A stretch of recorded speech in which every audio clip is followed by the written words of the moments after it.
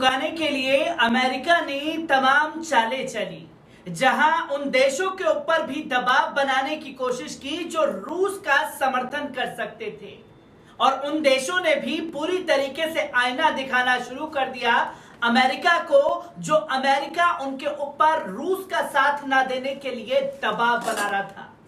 पर रूस ने यूक्रेन के ऊपर चढ़ाई करके पुष्पा स्टाइल में यह बता दिया कि रूस झुकने वाला नहीं है। और जब रूस ने यह ठान लिया तो अमेरिका को नाक में दम करवा दिया। जहां अमेरिका कभी नाटो से अपील करने लगा तमाम देशों के साथ कि रूस के ऊपर चढ़ाई की जाए, खुद नाटो से जुड़े हुए देशों ने भी अमेरिका को आईना दिखा दिया, जिसमें तुर्की का नाम सबसे आगे शामिल होता है। तो वहीं भारत के ऊपर भी अमेरिका ने दबाव बनाने के लिए तमाम चालें चली, पर भारत ने भी आईना दिखा दिया अमेरिका को। और तुर्की के अब इस कदम से अमेरिका बुरी तरीके से बौखला चुका है। किस तरीके से तुर्की ने रूस को लेकर के अपने कदम उठाए हैं, एक बार इस पूरी रिपोर्ट पर नजर डाल लेते हैं। युद्ध में जब विश्व स्तरीय अनाज संकट गहराया, तुर्की ने ही मध्यस्थता कराई। ये पश्चिमी देशों ने भी देखा कि युद्ध के बीच तुर्की ने अपने बंदरगाहों के जरिए रूस से मध्यस्थता कराकर यूक्रेन का अनाज दुनिया के लिए खुलवाया। रूस यूक्रेन के बीच छिड़ा युद्ध काफी लंबा खिंच चुका है। इसका खामियाजा यूरोप के साथ पूरे देश को भुगतना पड़ रहा है। अमेरिका और पश्चिम देशों के प्रतिबंधों के खिलाफ रूस ने यूरोप की तेल गैस आपूर्ति तक ठप कर दी है। ऐसा तब हुआ है जब यूरोप की अर्थव्यवस्था रूस के तेल गैस सप्लाई पर ही आधारित है। इन सब के बीच पिछले 6 महीनों में तुर्की और रूस के बीच साझेदारी मजबूत हुई है। इतना ही नहीं, तुर्की रूस और यूक्रेन के बीच एक ईमानदार और तटस्थ मध्यस्थता के रूप में उभरकर सामने आया।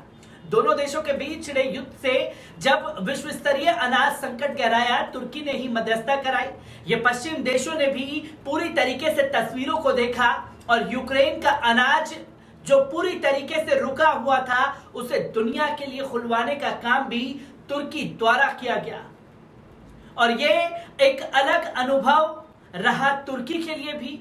उसे रूस युद्ध से बने हालातों का अपने देश की अर्थव्यवस्था के लिए फायदा उठाने से भी कोई गुरेज नहीं है। तुर्की के राष्ट्रपति ने बार बार कहा कि वे रूस पर लगाए गए पश्चिम प्रतिबंधों को लागू नहीं करेंगे। तुर्की नाटो सदस्य देश है, इसके बावजूद उसने अपने हवाई क्षेत्र को रूस के लिए बंद नहीं किया। इसके बावजूद उसने रूसियों को अपनी नकदी जमा करने के लिए तुर्की के बैंकों में खाते खोलने की अनुमति दी। हाल के दिनों में ही तुर्की की रूस के साथ बढ़ रही नजदीकियों ने अमेरिका की चिंता बढ़ा दी है। दरअसल तुर्की अमेरिका का नाटो सहयोगी देश भी है। इसके बावजूद उसने रूस पर प्रतिबंध लागू करने के बजाय रूस के साथ अपने व्यापारिक संबंधों को लगातार बढ़ाया। इसके अलावा मॉस्को 20 बिलियन अमेरिकी डॉलर की लागत वाले तुर्की के पहले परमाणु संयंत्र। आंकड़ों से पता चलता है कि पिछले दिनों की तुलना में रूस से तुर्की के निर्यात में 60% की वृद्धि दर्ज की गई है। ये ऐसे समय में हो रहा है जब कई देशों ने रूस को निर्यात में कटौती की है। तुर्की राष्ट्रपति रजब तैयब एर्दोगन ने अपने देश के करीब स्थित द्वीपों को हथियार से लैस किए जाने के मुद्दे पर यूनान को भी चेतावनी देते हुए कहा था कि इतिहास पर नजर डालो, इतिहास की ओर लौटो। अगर अब इससे आगे बढ़ने की कोशिश की तो बहुत भारी कीमत चुकानी पड़ेगी और हम किसी रात में अचानक हमला कर सकते हैं। रजब तैयब एर्दोगन ने शनिवार को चेतावनी देते हुए अपने देश के करीब स्थित द्वीपों को हथियार की सप्लाई से बाज आ जाने की सलाह दी। उन्होंने कहा कि यूनान भारी कीमत चुकाने के लिए तैयार हो जाए। एर्दोगन ने यूनान के अतातुर्क की जंग को याद रखने के लिए कहा। इंजिमार जंग के नाम से मशहूर और जिसमें बड़ी संख्या में यूनानी मार का कर समुद्र में डाल दिए गए थे। बस एक सलाह है, इज़मीर को फरामोश ना करो। अगर तुम हमें ललकारते हो कि हमारी इन धमकियों की अमल कहां होता है, तो हम बता देना चाहते हैं कि किसी भी रात में हम अचानक उठ सकते हैं। यूनान ने पिछले एक साल के दौरान तुर्की सीमाओं के करीब स्थित द्वीपों को हथियार सप्लाई किए हैं। इनमें सैनिकों की तैनाती के विषय पर अमेरिका से समझौता किया है। इस बात को लेकर तुर्की बहुत खफा है और अंकारा के अधिकारियों से इस बारे में बार बार तुर्की की धमकियां दी हैं।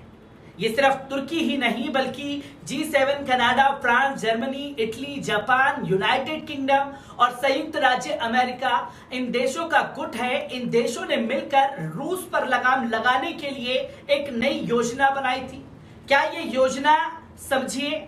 इसी साल फरवरी में यूक्रेन पर हमले के बाद यूरोप के देशों ने लगातार रूस पर प्रतिबंध लगाए।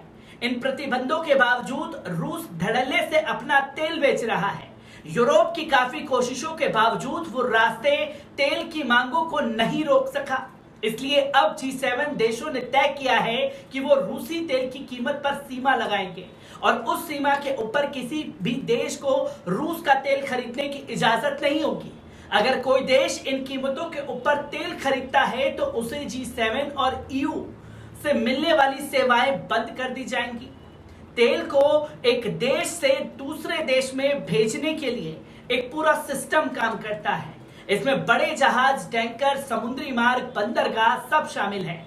तेल को समुद्री मार्ग से ले जाने में कई तरह के खतरे होते हैं। मसलन कोई एक्सीडेंट हो गया तब क्या होगा, जहाज को कोई क्षति पहुंचती है तो उसका खामियाजा कौन भुगतेगा, तेल को लाने वाले जहाज में कम काम करने वालों की अगर किसी दुर्घटना में मौत हो जाती है तो उसकी जिम्मेदारी कौन लेगा। इन सब के लिए बीमा किया जाता है। इस शिपिंग बीमा की कीमत बहुत ज्यादा होती है और शिपिंग बीमा की दुनिया की सबसे बड़ी कंपनी में एक यूके में है। कंपनी का नाम है international group of production and clubs की। ये कंपनी पूरी दुनिया के समुद्री मार्ग से जाने वाले 95% जहाजों का बीमा करती है। G7 देश ने इसी बात का फायदा उठाया। G7 देशों की मीटिंग में तय हुआ कि अगर कोई देश हमारी तय कीमतों के ऊपर उस रूस से तेल खरीदेगा तो उन्हें इस बीमा सर्विस से महरूम कर दिया जाएगा। रूस का कहना है कि वो सीमा लगाने वाले देशों को तेल बेचने से इनकार कर देगा। हालांकि ये इतना आसान नहीं है। तेल की सप्लाई बंद होते ही ड्रिलिंग भी रोकनी पड़ती है और अगर वे लंबे समय तक रुकी रही तो दोबारा शुरू करने में लंबा वक्त लग सकता है। 1990 में सोवियत संघ के बाद रूस की तेल निकालने की क्षमता में भारी गिरावट आई थी और 10 साल का वक्त लग गया था। इसी एंगल के चलते G7 देशों को लगता है कि उसका ये प्लान सफल रहेगा। हालांकि इस प्लान में कुछ पेच भी फंसा हुआ है। G7 देश ने रूसी तेल के लगाम की जो योजना बनाई है उसको सफल करने के लिए दूसरे देशों के साथ जरूरी है, तभी रूस को आर्थिक मुहाने पर चोट पहुंचाई जा सकती है। इन देशों में भारत और चीन बड़ा रोल अहम अदा कर रहे हैं। फरवरी महीने में जब रूस ने यूक्रेन पर हमला किया तभी रूसी तेल की खरीद फरोख्त में भारी गिरावट देखी गई। रूस के निर्यात में प्रतिदिन 10 लाख बैरल की कमी आने लगी। बड़ा कारण था यूरोप ने रूसी तेल से इनकार कर दिया। तब अंतर्राष्ट्रीय ऊर्जा एजेंसियों ने चेतावनी दी थी कि रूसी तेल का उत्पाद 10 से 30 लाख बैरल और घट सकता है। रूस ने इस खतरे को भांप लिया और इसके लिए एक तिगड़म आजमाई। वो तिगड़म सस्ते दरों में तेल बेचने रूस ने भारत को इसकी पेशकश की और भारत ने इसे कबूल कर लिया। भारत इसके पीछे फायदा भी था और मजबूरी भी। भारत पहले ईरान से तेल लिया करता था, लेकिन 2019 में अमेरिका ने ईरान पर प्रतिबंध लगा दिए थे, जिसके बाद भारत ने ईरान से तेल लेना बंद कर दिया। अब भारत की तेल की खपत सस्ते रूसी तेल से पूरी हो रही थी, तो इसके लिए हमारी मत लगातार गिर रही थी। G7 के इस फैसले के साथ आएगा। इसके उलट रूस को उम्मीद है कि भारत G7 के इस प्लान का हिस्सा नहीं बनेगा। तो रूस के विदेश मंत्री सरगोई ने इस मामले में एक बयान जारी करते हुए कहा, एस जयशंकर सहित भारतीय नेताओं ने रूसी तेल की खरीद पर प्रतिबंध में शामिल होने से मना कर दिया। उन्होंने स्पष्ट कर दिया कि वे अपने हितों का पालन करेंगे।